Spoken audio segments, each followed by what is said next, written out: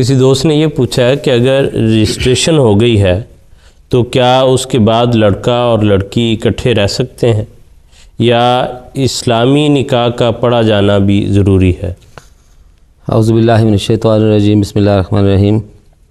حسین صاحب، بڑا اہم سوال ہے،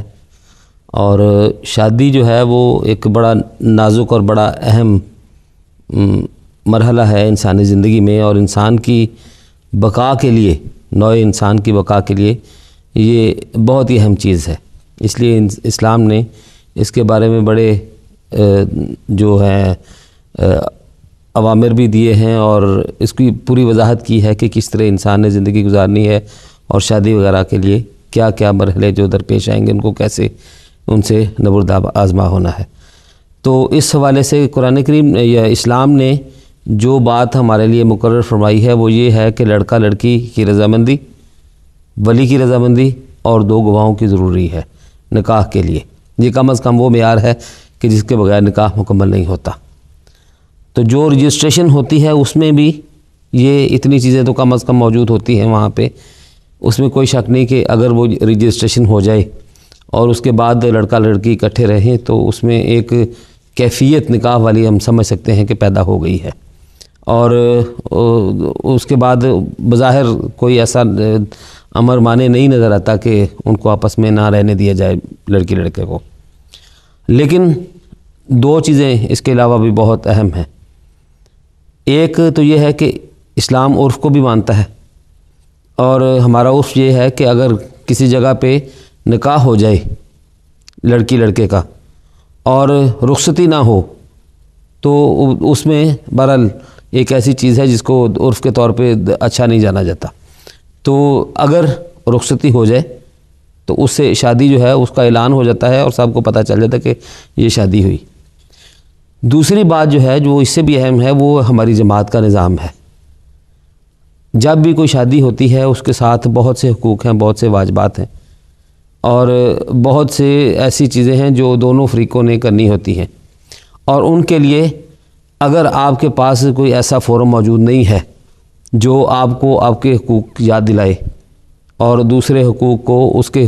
جو واجبات ہیں دونوں کو اپنے واجبات یاد دلائے اور دوسرے کے حقوق یاد دلائے، تو اس کے لیے ضروری ہے کہ کوئی ایسا فورم موجود ہو جو آپ کو ایک پیج پہ لا کے آپ کے معاملات کو سلجھا سکے۔ تو اس وجہ سے نظام جماعت جو ہے وہ ہمارے باپ کا، ہماری ماں کا، ہمارے سرپرست کا کردار ادا کرتا ہے۔ تو جو بھی احمدی ہے اس کے لیے بہرحال نکاح جو ہے جماعت میں رجسٹر کرنا، جیسے گورنمنٹ اپنے ملک کے حوالے سے کروایا جا سکتا ہے، کرواتے ہیں، یہ از بس ضروری ہے۔ کوئی بندہ ایسا ہے جس کی شادی احمدی ہونے سے پہلے ہوئی ہے اور اس نے رجسٹریشن کرائی ہے، اس کا نکاح نہیں ہوا جیسے اسلامی نکاح ہوتا ہے، تو اس کو دوبارہ نکاح کرانے کی ضرورت نہیں ہے۔ لیکن جو بندہ احمدی ہے وہ صرف اگر رجسٹریشن کرا کے اس بات پہ تکیہ کر لے کہ ہم نے رجسٹریشن کرا لی ہے اس لیے نکاح کی ضرورت نہیں، تو وہ بہرحال مناسب بات نہیں۔ اور دوسرا، جیسے آپ نے ذکر کیا کہ جو ملکی قانون ہے اس کے مطابق اگر شادی ہو گئی ہے تو اس سے انکار نہیں کیا جاتا، اس کو مانا جاتا ہے، ٹھیک ہے، وہ شادی کا ایک معاہدہ جو ہے۔ اور جیسے جن لوگوں کی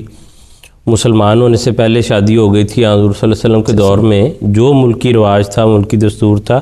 حضور صلی اللہ علیہ وسلم نے ان کی دوبارہ شادی نہیں کروائی یا نکاح نہیں پڑھوایا، وہ اسی کے مطابق قبول کیا گیا ہے۔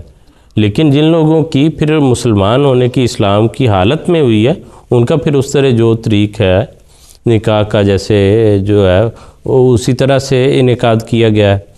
اور دوسری چیز، کوئی بھی جو احمدی ہے مسلمان، وہ نئی زندگی کے آغاز پر یہ یقیناً چاہتا ہے کہ برکتوں کے ساتھ اس کا آغاز ہو۔ تو جو آیات کے پڑھنے سے، دعاؤں کے کرنے سے برکتیں وابستہ ہیں، جو نصائح اس موقع پر کی گئی ہیں، اس کو کوئی بھی جو ہے وہ چھوڑنا نہیں چاہے گا اور نہ چھوڑنا چاہیے۔ تو اس لیے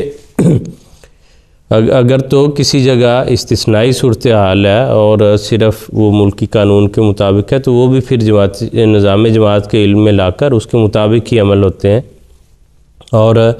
جو معروف طریقہ کسی سوسائٹی کا، اس سے ہٹ کر بھی جو ہے وہ نہیں کرنا چاہیے۔ قرآن کریم نے معروف کا جو ہے وہ ہر جگہ وہ خیال رکھا ہے، اس کا حوالہ دیا ہے کہ ایسی باتیں جو کسی بھی معاشرے میں ایک اچھی چیز